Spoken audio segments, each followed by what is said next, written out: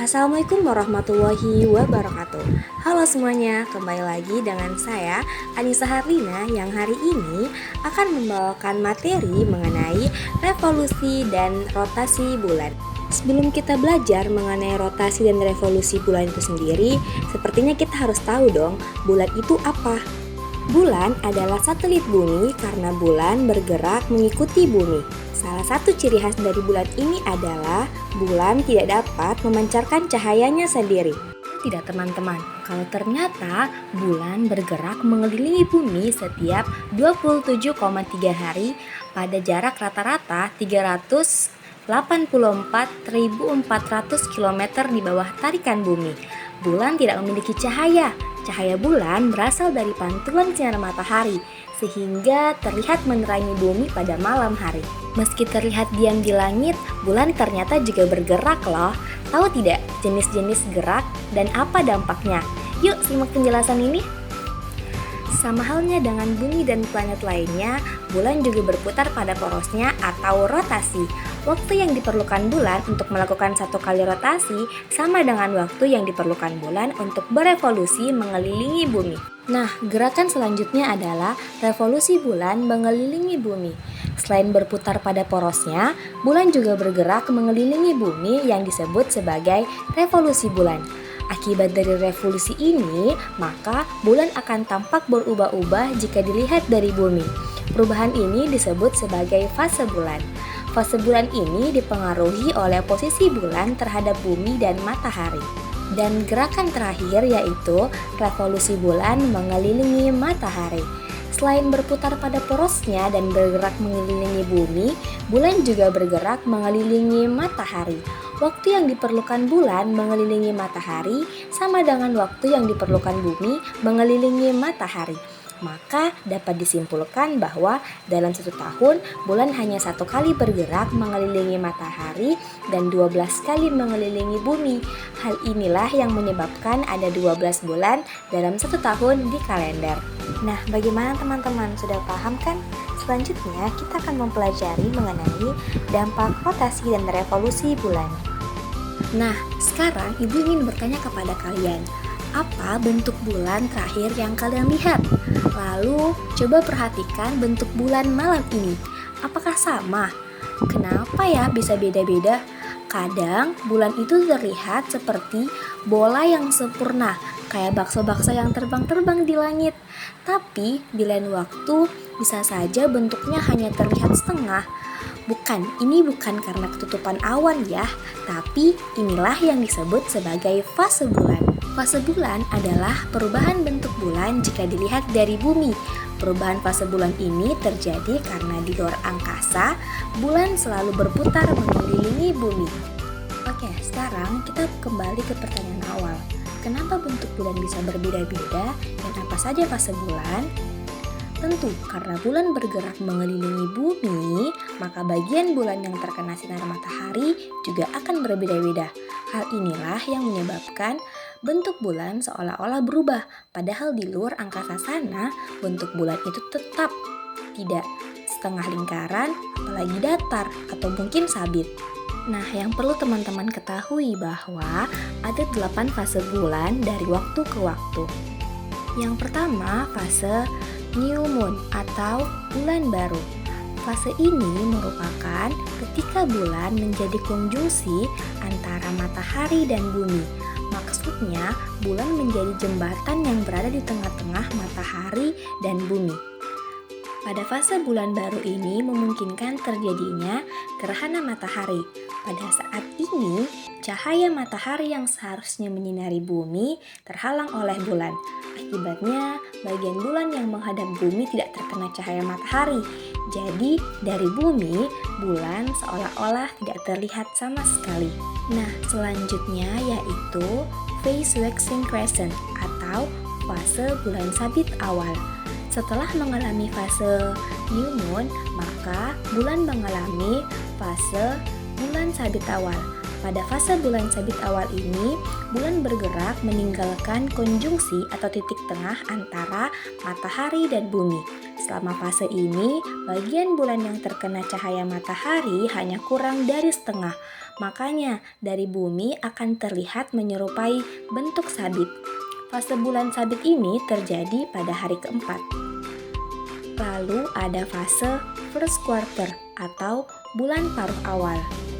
Bulan kemudian terus bergerak dan kini berada di seperempat lingkaran dari posisi awal atau titik konjungsi. Tahap ini dinamakan sebagai phase first quarter atau bulan paruh awal. Hal ini karena bagian matahari yang bersinar tepat mengenai setengah bagian bulan. Alhasil, pada fase bulan paruh awal kita akan melihat bulan berbentuk setengah lingkaran. Selanjutnya ada fase bulan cembung awal. Setelah melewati seperempat putaran bulan, maka fase selanjutnya dinamakan sebagai fase bulan cembung awal. Saat ini, bulan berada agak di belakang bumi. Bagian yang terkena cahaya matahari adalah 3/4-nya. Alhasil, ketika kita melihat bulan dari bumi, maka bentuknya menjadi cembung atau bagian 3/4 bulan. Fase kelima yaitu bulan purnama atau phase full moon.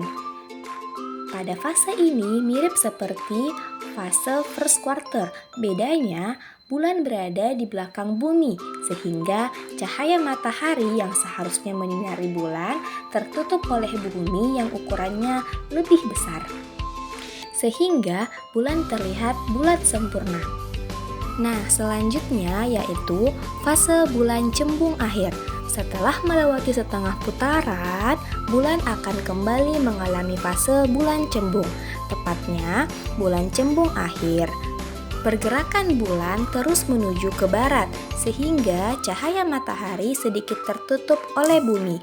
Hasilnya, bulan terlihat cembung 3/4 bagian bulan dari bumi. Nah, fase ketujuh yaitu fase bulan paruh akhir atau yang biasa dikatakan sebagai phase third quarter, yaitu ketika posisi bulan sudah mencapai 3/4 putaran. Karena letaknya saat ini, cahaya matahari menyinari setengah bagian bulan, sehingga dari bumi, bulan terlihat setengah lingkaran. Dan fase terakhir yaitu fase hilal akhir bulan atau bulan sabit akhir. Seperti namanya, bulan saat ini sudah kembali berbentuk sabit. Saat ini, bulan sudah hampir mengitari bumi sebanyak 1 putaran penuh. Fase bulan sabit akhir terjadi di hari ke-27, 28, dan juga 29. Setelah fase ini, bulan akhirnya kembali ke posisi awal, di mana bulan berada di depan bumi dan kembali tidak terlihat. Jadi bagaimana teman-teman? Sudah tahu kan kalau ternyata bentuk bulan yang selama ini kita lihat bukan semata-mata karena tertutup awan.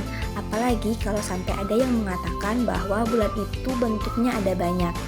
Jadi meskipun di luar angkasa bulan berbentuk bulat, tapi kita dapat melihatnya dengan berbagai macam bentuk, yaitu ada 8 fase bulan.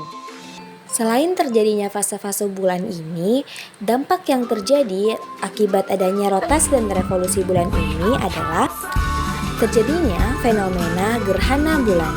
Gerhana bulan adalah suatu fenomena alam yang diakibatkan oleh kedudukan bulan, bumi, dan matahari membentuk garis lurus.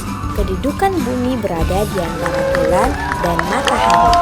Pada saat gerhana bulan, cahaya matahari yang seharusnya diterima oleh bulan terhalangi oleh bumi. Bulan berada dalam bayang-bayang bumi. Bayang-bayang bumi ada 2 macam, yaitu umbra dan penumbra. Nah, gerhana bulan ini terbagi menjadi 3. Yang pertama, gerhana bulan total. Lalu ada gerhana bulan sebagian, dan yang terakhir ada gerhana bulan penumbra. Selanjutnya, selain gerhana bulan, terdapat juga fenomena gerhana matahari yang menjadi dampak dari rotasi dan revolusi bulan. Gerhana matahari adalah fenomena alam ketika bulan menutupi matahari. Gerhana matahari terjadi ketika posisi bulan terletak di antara bumi dan matahari sehingga terlihat menutupi sebagian atau seluruh cahaya matahari. Gerhana matahari ini terbagi menjadi beberapa jenis. Yang pertama, gerhana matahari total, gerhana matahari sebagian, lalu gerhana matahari cincin, dan gerhana matahari hibrida atau campuran. Nah, bagaimana? Seru kan materi pada hari ini? Baik, saya kira cukup untuk materi hari ini. Sampai ketemu di materi selanjutnya. Wassalamualaikum warahmatullahi wabarakatuh.